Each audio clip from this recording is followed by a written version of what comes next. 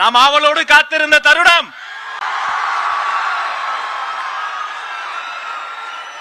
நாங்க போலி மருத்துவர்களை பார்த்திருக்கோம், போலி சாமியார்களை பார்த்திருக்கோம், போலி அப்பாக்களினுடைய காலத்துல இப்பதான் பாக்குறோம். பாதுகாப்பு உணர்வு கொடுத்தாதான் அப்பா. பாட்டிய பிடிக்க தனிப்படை அமைக்கிறவங்களாம் அப்பா இல்ல. ஒரு மதத்தால் பிரிக்கும் மதவாதிகள், இன்னொரு பக்கம் ஆண்டாண்டு காலமாக பரம்பரையாக இருக்கக்கூடிய ஊழல் பெருச்சாலிகள், அந்த இரண்டு அரசியல் அழுக்குகளையும் அடித்து துவைத்து வெளியே அனுப்ப போகிற, கெட் அவுட் சொல்ல போகிற தமிழக வெற்றி கழகத்தினுடைய தலைவர், தமிழ்த்தாயின் தலைச்சன் பிள்ளை இதோ வருகிறார்.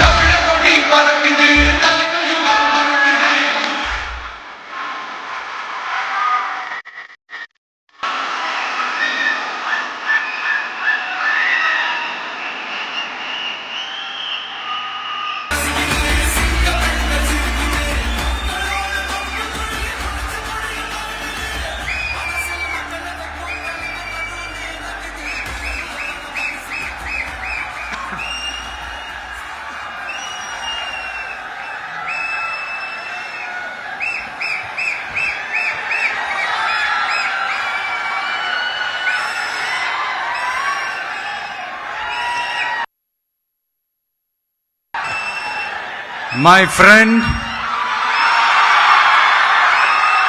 my brother, comrade in arms, founder Jan Suraj Party, திரு பிரசாந்த் கிஷோர் அவர்கள் இன்னைக்கு நம்மளுடைய இந்த தமிழக வெற்றி கழகத்தினுடைய 2ஆம் ஆண்டு துவக்க விழாவிற்கு சிறப்பு விருந்தினராக வந்து கலந்துகிட்டு பேசியது மிக்க மிக்க மகிழ்ச்சி. அவருக்கு என்னுடைய மனமார்ந்த நன்றியை தெரிவிச்சுக்கிறேன்.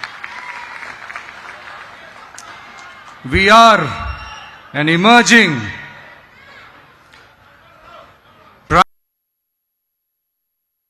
political force in Tamil Nadu politics with a firm commitment to create history in the upcoming 2026 assembly elections of Tamil Nadu, like 1967 and 1977 assembly elections of our state.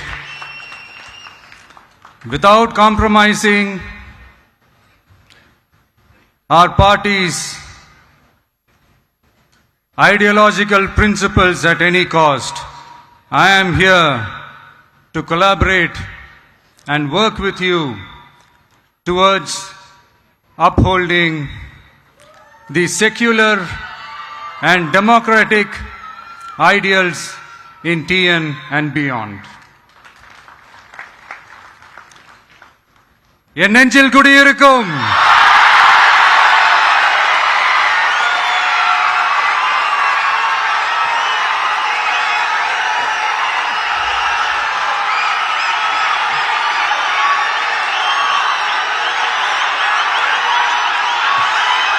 என்னுடைய தோழர்கள், தோழிகள் எல்லாருக்கும் என்னுடைய வணக்கம். வணக்கம் வணக்கம்.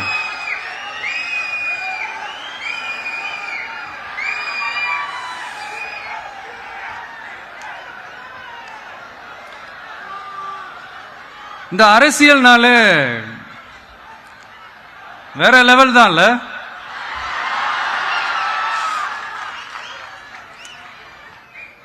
ஏன்னா இந்த அரசியல்ல மட்டும்தான் வித்தியாசமான ஒண்ணு நம்ம பார்க்கலாம். யாரு யாரை எப்ப எதிர்ப்பாங்கன்னே நமக்கு தெரியாது. யாரு யாரை எப்ப ஆதரிப்பாங்கன்னே நமக்கு தெரியாது. அதை கணிக்கவே முடியாது. அதனாலதான் இந்த அரசியல்ல மட்டும் முன்னாடியெல்லாம் சொல்லி நம்ம கேள்விப்பட்டிருப்போம், நிரந்தர நண்பனும் நிரந்தர எதிரியும் இல்லைன்னு சொல்லுவாங்க. அரசியலுக்கு யார் வேணாலும் வரலாம், அது ஒரு ஜனநாயக உரிமைன்னு சொல்லுவாங்க. ஆனா மக்களுக்கு ரொம்ப ரொம்ப பிடிச்சு போன ஒருத்தன் அரசியலுக்கு வரான்னா அதை கண்டிப்பா நல்லவங்க எல்லாம் வரவேற்பாங்க. ஆனா ஒரு சில இந்த அதிகார இல்ல அது வேணாம், ஒரு சில பேருக்கு மட்டும் கொஞ்சம் எரிச்சல் வரத்தானே செய்யும். அது இருக்கும் தானே. என்னடா இவன் திடீர்னு ஒருத்த என்ட்ரி கொடுத்துட்டானே,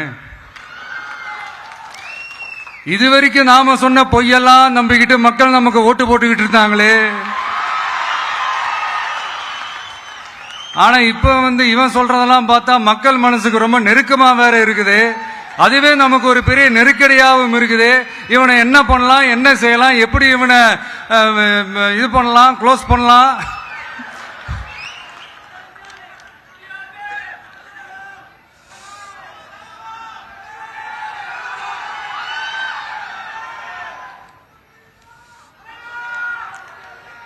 எப்படி இவனை க்ளோஸ் பண்ணலாம், ஒரு கன்ஃபியூஷன் ஒன்று வரும்.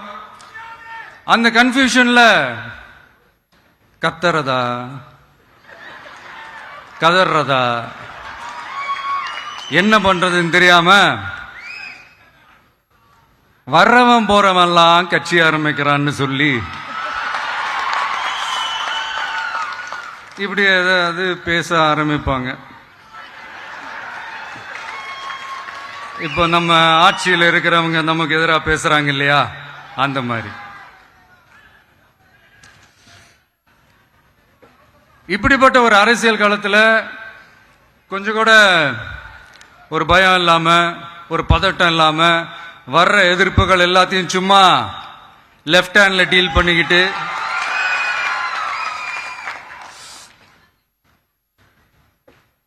இதோ நம்மளுடைய தமிழக வெற்றி கழகம் முதலாவது ஆண்டை கடந்து இப்ப 2வது ஆண்டுல அடி எடுத்து வைக்கிறோம்.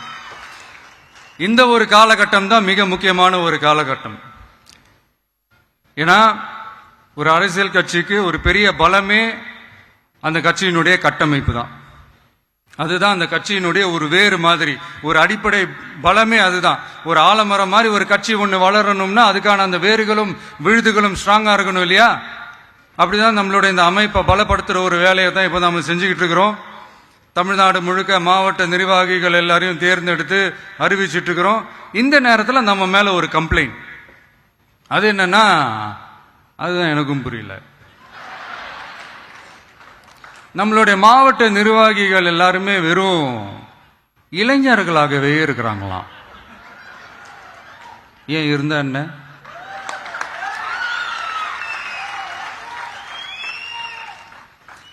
அறிஞர் அண்ணா அவர்கள் கட்சி ஆரம்பிச்சப்பா ஒரு பின்னாடி நின்னதும், புரட்சி தலைவர் எம்ஜிஆர் அவர்கள் கட்சி ஆரம்பிச்சப்பா ஒரு பின்னாடி நின்னதும் வெறும் இளைஞர்கள் தான். அந்த இளைஞர்களால தான் 1967லயும் 1977லயும் அந்த 2 தேர்தலையுமே ஒரு மிகப்பெரிய ஒரு வெற்றி கிடைச்சது. வரலாறு, அதுதான் வரலாறு. இப்ப அதே மாதிரி நம்ம மேல இன்னொரு கம்ப்ளைண்ட், அது என்னன்னா, நம்மளுடைய கட்சி நிர்வாகிகள் எல்லாருமே சாதாரண குடும்பத்திலிருந்து வந்தவங்களாம். அதே தான் இங்கேயும் கேட்கிறேன், ஏன் வரக்கூடாதா?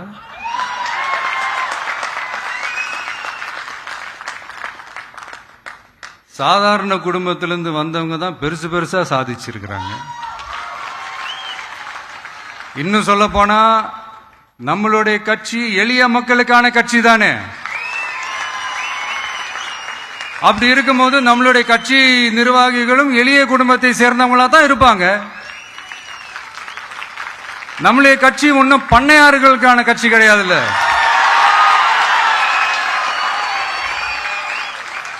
முன்னாடிலாம் அந்த காலத்துல பண்ணையாருங்க தான் பதவியில் இருப்பாங்க. இப்ப கொஞ்சம் உள்டா மாறிடுச்சு, பதவியில் இருக்கிறவங்களாம் பண்ணையாரா மாறிடுறாங்க.